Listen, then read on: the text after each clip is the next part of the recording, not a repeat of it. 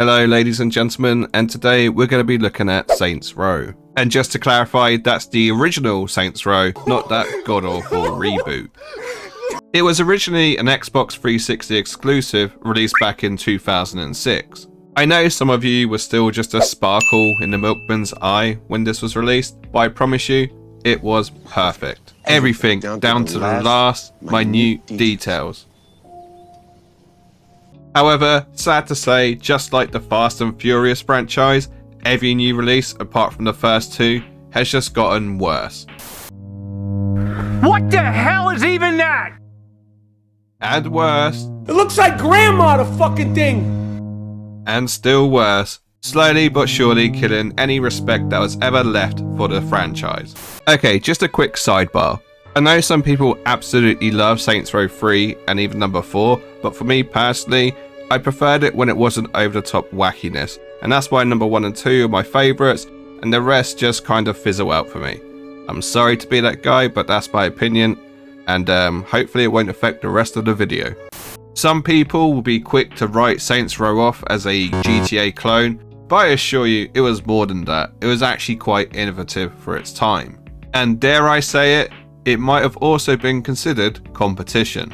But if you are curious as to where it fits on the GTA timeline, then it was right after San Andreas and slightly before Grand Theft Auto 4. So if you want to know more about this game and what made it so great, then stick around whilst we take a deeper dive into what made Saints Row a masterpiece. Oh, and whilst I've got your attention, if you do enjoy the video, please leave a like, because it really does help the algorithm and all that jazz. And if you don't, this is what I'll do to you. Yeah, that is you if we ever meet up. You know it's going to be a good game when there's a character creation screen.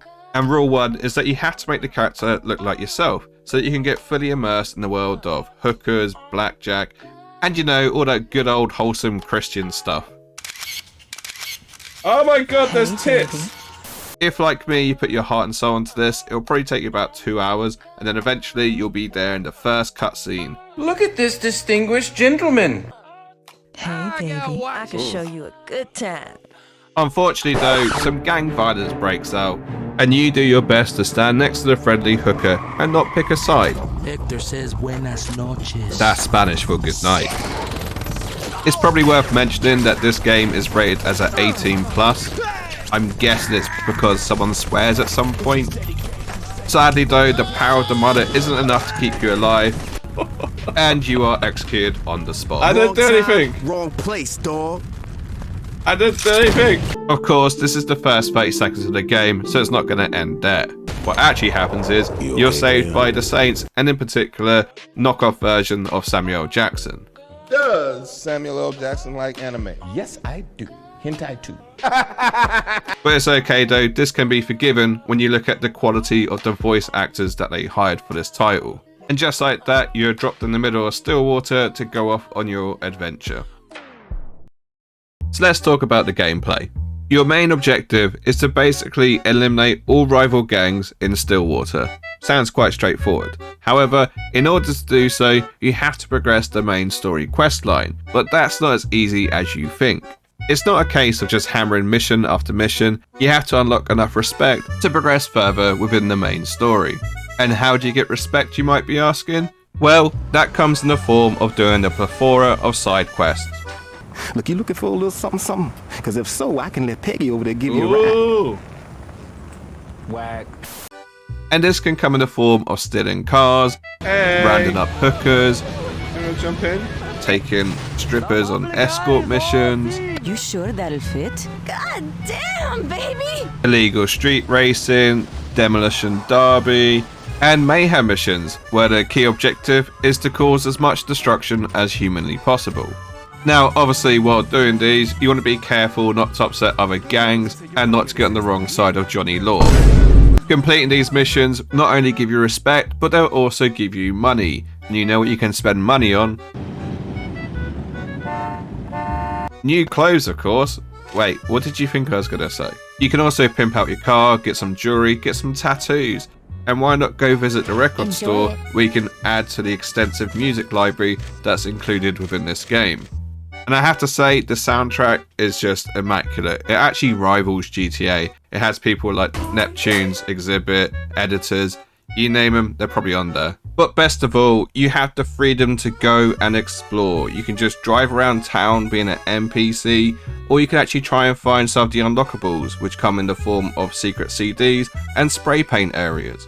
For me though, what makes this game so much more than a GTA clone is the fact that the story is actually quite engaging. Maybe it's because I actually got to create my character as opposed to being assigned a main character, or maybe it's the fact that the world seems to evolve as the game evolves. You get to see your actual gang expand out into the different zones. Gang violence! As I said earlier, there's a lot of uniqueness to this game. Like for instance, you can call up companions to help you within missions. Kill motherfuckers like I pimp bitches. And I know in this day and age people don't really care for achievements, but back then there were so many to unlock. But not only that, they gave you a perk. Like if you did all the hitman missions, then you would unlock a gold-plated gun which would be available in any of your cribs. And that's right, multiple cribs. You had different houses you can go to. And for instance as well, if you completed all the insurance fraud missions, you would unlock a perk which meant your health regenerated faster. And something that they beat Grand Theft Auto to was the fact that they had online play. This wouldn't be introduced into the Grand Theft Auto franchise until GTA 4. I wonder if Saints Row was the inspiration behind that. That's not to say that the game was perfect, it still suffered from the odd jankiness here and there. Arguably the controls were just accelerate A? No! Wrong, they were just all over the place. I mean, honestly, who made A the accelerator? I mean, it should have been right trigger. Everyone knows this. It's just, it's not right. Why did you do this? And the aiming system, well, it was basic but effective, I guess. But you know what? I can forgive those flaws because at the end of the day, this game was just so much fun to play. It really was a masterpiece. But that's just my humble opinion. Why don't we go see what the experts have to say? Although it was never able to shake that GTA clone label, this game was still held in high regards. Fun fact, the demo for Saints Row actually set a record on the Xbox Live Marketplace for being downloaded more than 350,000 times in the first week of its release. I'm a big fan of Grand Theft Auto and my favourite one is Vice City. However, one of the major flaws it has is the time between releases. And I think Saints Row was released at just that sweet spot between two big GTA titles. Fans were eagerly waiting GTA 4 and Saints Row, it filled that gap and then some. All in all though, it received high praise from the likes of IGN, GameSpot, and of course, official Xbox magazine. I mean, it was an Xbox exclusive, of course they're going to praise it. To give you an idea as to how confident the Saints Row developers were with their work, they had already started development of Saints Row 2 in 2005, a year before the initial release of Saints Row. Funnily enough, at the time of recording this, not only has it been the anniversary of Saints Row, Volition Studios have ceased to exist, they're closing down. So I think it's safe to say that Saints Row 1, the original Saints Row 1, probably will never get a remake, which is actually quite sad. Almost 17 years have passed since I last played Saints Row. And all I can say to that is, boy, I feel old as fuck. Jesus, what is going on? But in all seriousness, this game still holds up to this day.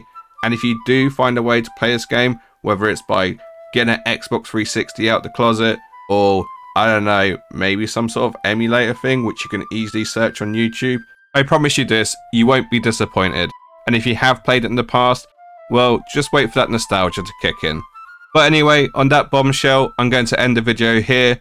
If you do want to see me play more retro games, air quote, then get this video to 169 likes and I'll find some other old game from the 2000s.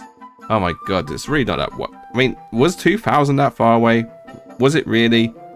Anyway, get the likes, please remember to sub, and I'll leave a couple of videos on the screen for you right now, which you might just enjoy. Bye-bye for now.